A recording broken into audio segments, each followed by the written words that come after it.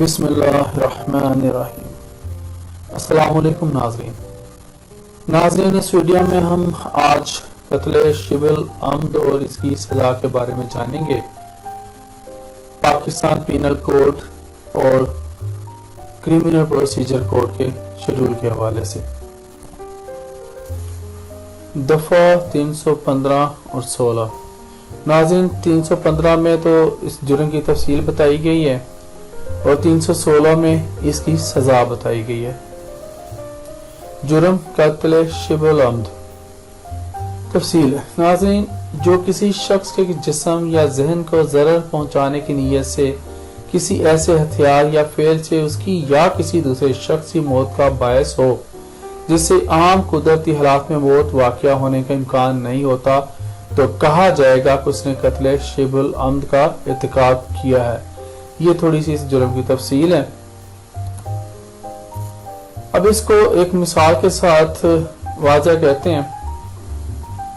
مثال کے طور پر الف ضرر پہنچانے کے لیے بے کو سوئی یا پتھر سے مارتا ہے جس سے عام قدرتی حالات میں موت واقع ہونے کا امکان نہیں ہوتا، تاہم بے اس ضرر کے نتیجہ میں مر جاتا ہے، تو کہا جائے گا کہ الف نے قتل شبہ العمد کا ارتکاب کیا ہے۔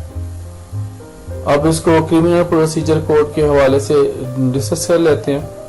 اس میں پولیس جو ہے، جو کرمنل پروسیجر کوڈ اس کے جو شیڈول ہے ان کے حوالے سے، اس میں پولیس اب مداخلت کر سکتی ہے۔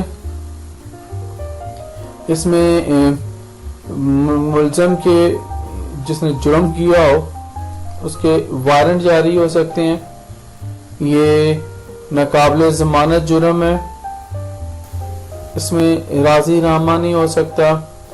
اس کی سزا جو ہے وہ دیت یا عمر قید ہے 25 سال تک۔ ناظرین، یہ 25 سال تک جو عمر قید کر دی گئی ہے، یہ اس میں ترمیم کی گئی تھی 2005 میں، جس سے پہلے اس کی 14 سال عمر قید تھی، بعد میں 25 سال میں تبدیل کر دی گئی۔ اس عدالت کو جس عدالت کے اس کی سماعت کا اختیار حاصل ہے وہ ہے سیشن کورٹ۔